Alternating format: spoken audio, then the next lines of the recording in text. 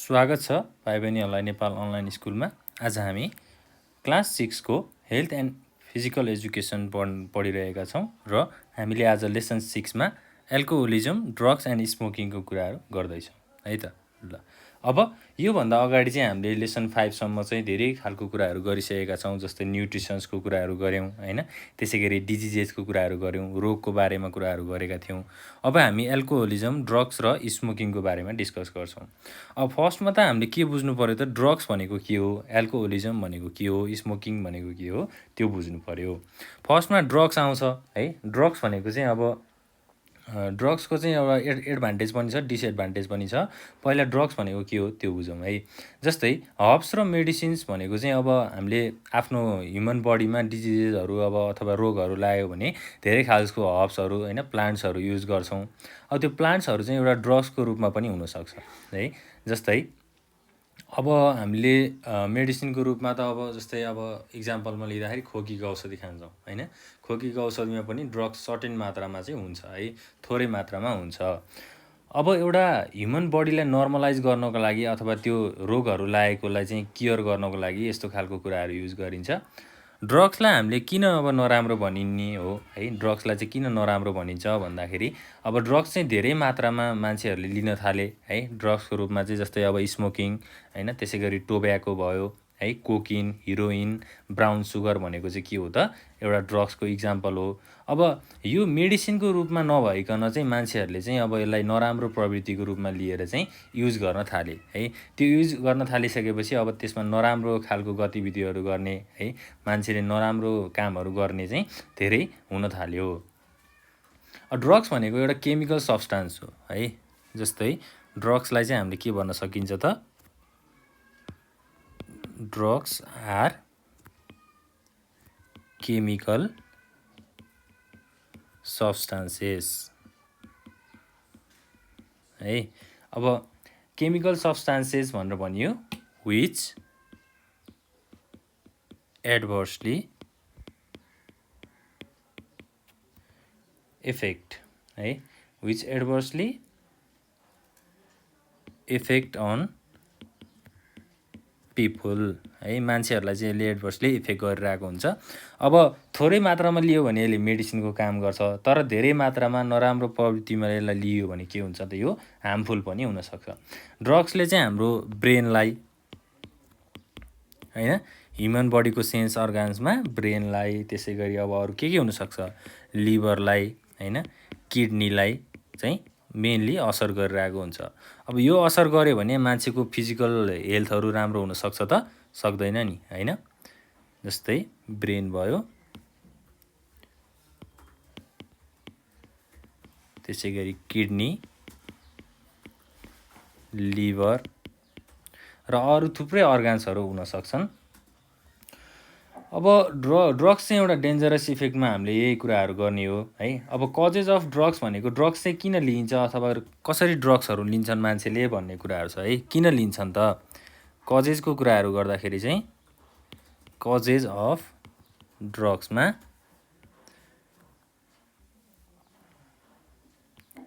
Drugs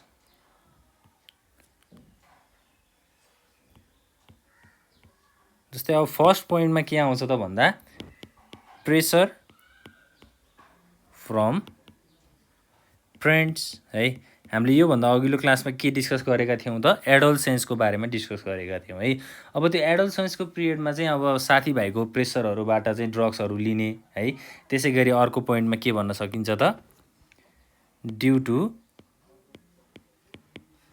wrong belief that it reduces tension है। अब मान्छेहरूलाई स्ट्रेस भयो, टेन्सनहरू भयो भने चाहिँ ड्रग्स लियो भने अब राम्रो हुन्छ, टेन्सनहरू भाग्छ भन्ने हुन्छ। त्यो एउटा रङ बिलिफ है, त्यो चाहिँ एकदम नराम्रो सोच हो। त्यो सोच चाहिँ हुनु हुँदैन मान्छेमा। अब त्यो सोचले गर्दाखेरि पनि मान्छेहरूले ड्रग्स लिइरहेको हुन्छन्, जसले गर्दा मान्छेहरूको फिजिकल हेल्थमा चाहिँ धेरै नै असर गरिरहेको हुन्छ।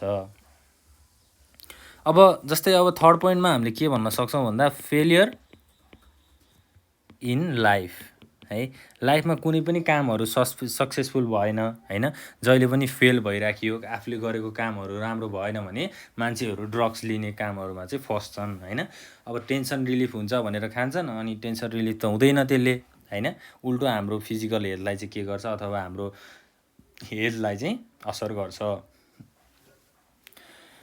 अब त्यसै गरी अर्को के छ भन्दा जस्तै ब्रोकन इन्भाइरोमेन्ट जस्तै अब होम इन्भाइरोमेन्ट भनौँ न हैन होम इन्भाइरोमेन्ट अब घरको स्थितिले पनि मान्छेहरूले के गर्छन् ड्रग्सहरू लिन्छन् जस्तै अब घरमा जहिले झगडा हुन्छ हैन अब आफ्नो प्यारेन्ट्सहरू पनि राम्रो छैनन् प्यारेन्ट्सहरू पनि अल्कोहल लिने छन् हैन जहिले रक्सी खाएर झगडा गर्न आउँछन् हो त्यस्तो भयो भने पनि एउटा मान्छे चिल्ड्रेनहरूलाई चाहिँ के हुन्छ त यस्तो नराम्रो कामहरूमा चाहिँ उनीहरू फस्छन् भन्ने कुराहरू छ यो चाहिँ हाम्रो कजेज अफ ड्रग्सको कुराहरू भयो है अब त्यसै गरी इफेक्ट अफ ड्रग्सको कुराहरू गर्दाखेरि चाहिँ इफेक्ट अफ ड्रग्स अब ड्रग्स लिइसकेपछि के हुन्छ त है जस्तै स्टुडेन्ट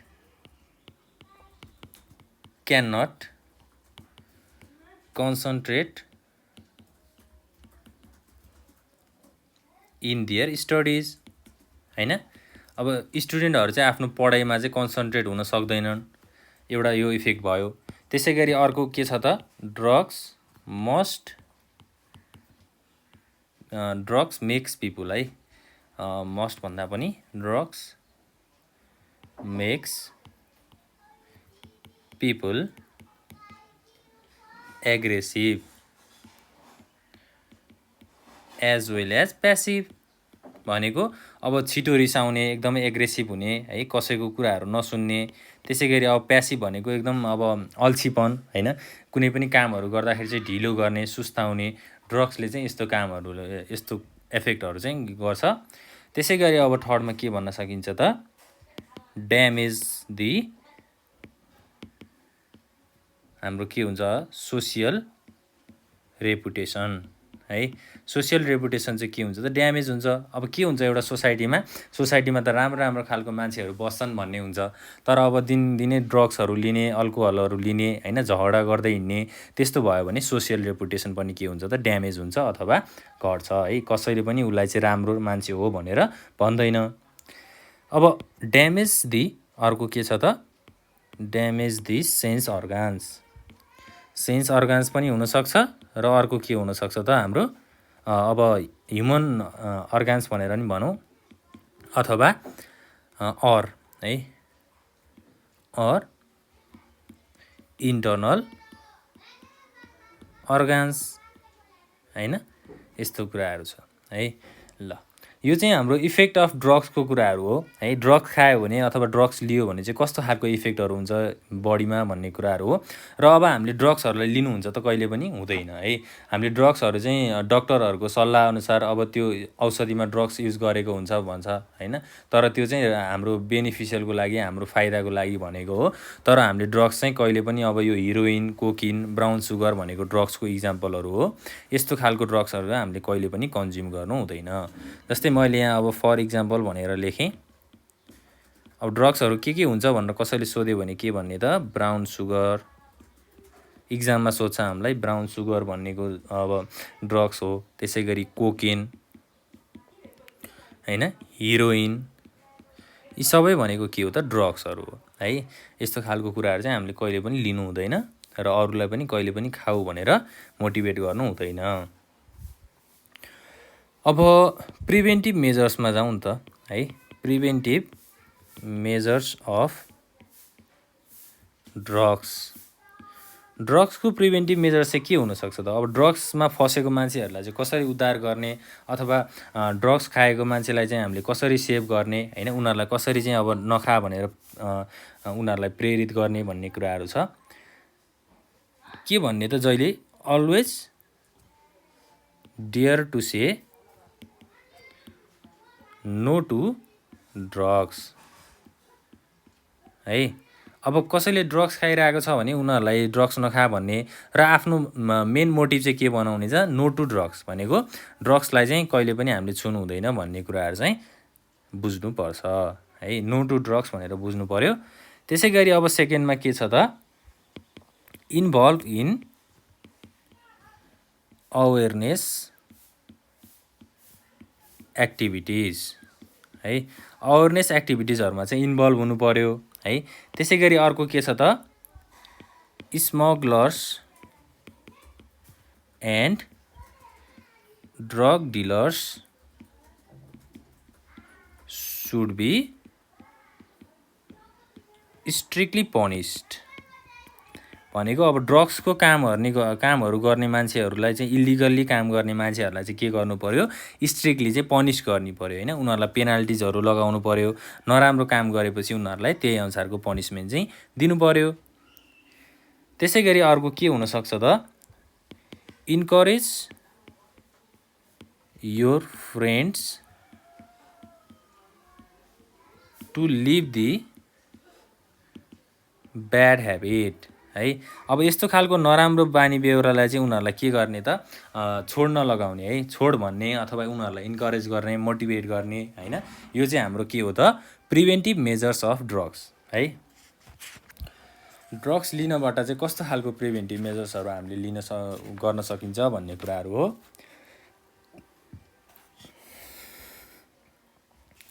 अब इन्ट्रोडक्सन टु अल्कोहोलिजमको कुरा गरौँ है। Introduction to alcoholism. अब हामीले ड्रग्सको कुरा गऱ्यौँ, एल्कोहोलिजमको कुरा पनि गरौँ है। अब हाम्रो सोसाइटीमा अथवा हाम्रो नेपालको सोसाइटीमा चाहिँ के छ त भन्दा, अल्कोहल चाहिँ एउटा ट्रेडिसनको रूपमा चाहिँ युज गरिन्छ है। In the context of Nepal, alcohol is considered as traditions है। अब धेरै खालको फेस्टिभल्सहरुमा चाहिँ अल्कोहल युज गरिन्छ भनेर भनिन्छ। अल्कोहलको फर्म्सहरु चाहिँ कस्तो हुन सक्छ त, different forms of alcohol are, जस्तै अब के हुन्छ त, व्हिस्की हैन, त्यसै गरी रम, अब जाँड हैन, त्यसै गरी रक्सी, अर्को के हुन्छ तोङ्बा हैन। यस्तो खालको चाहिँ हाम्रो अल्कोहलको टाइप्सहरु हुन्छ। र अब हामीले यो डेली लाइफमा आफ्नो डेली लाइफमा हामीले कन्ज्युम गर्यौं अथवा खायौं भने के हुन्छ त, हामीलाई चाहिँ रोगहरु लाग्न सक्छ हैन। अब हामीले त नर्मली के गर्छौं, आफ्नो साथीभाइहरुसँग बस्दाखेरि अब हामीले भन्दा पनि अरूले हामीले गरेको देख्छौं नि त हामीले हैन। साथीभाइहरुसँग बसेर उनीहरु सेलिब्रेट गर्छन्, ग्यादर गर्छन् र रक्सीहरु पिउँछन्। अब यो गर्नु राम्रो कुरा हो त होइन नि हैन। यसले चाहिँ आफ्नो स्वास्थ्यलाई चाहिँ धेरै हानिकारक हो यो हैन अल्कोहल। त्यही भएर हामीले अल्कोहललाई चाहिँ कहिले पनि डेली लाइफमा कन्ज्युम गर्नु हुँदैन। अब यो चाहिँ एउटा नेपालको कन्टेक्स्टमा हामीले फेस्टिभल्सहरुमा युज गर्छौं। तर अब यस्तो ब्याड ट्रेडिसन्सहरुलाई अथवा रक्सी खाने यस्तो कामहरु चाहिँ हामीले गर्नुहुन्छ त हुँदैन है। हामीले कहिले पनि यो कुराहरु गर्नु हुँदैन। अब इन्ट्रोडक्सन टु अल्कोहोलिजमको कुराहरु पनि यही नै हो। अब हामी इन्ट्रोडक्सन टु स्मोकिङको कुराहरु गर्छौं है। Introduction to smoking. अब स्मोकिङ भनेको के हो भन्दाखेरि, जस्तै अब स्मोकिङमा चाहिँ टोब्याकोको कुराहरु आउँछ है।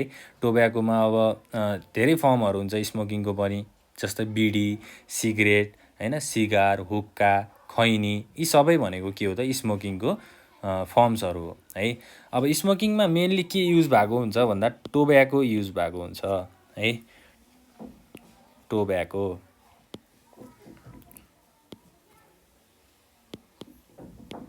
टोब्याको युज भएको हुन्छ।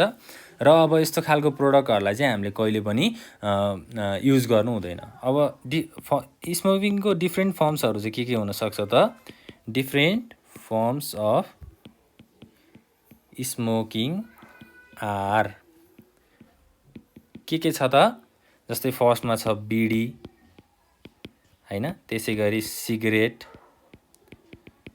अर्को के छ त, हुक्का, खैनी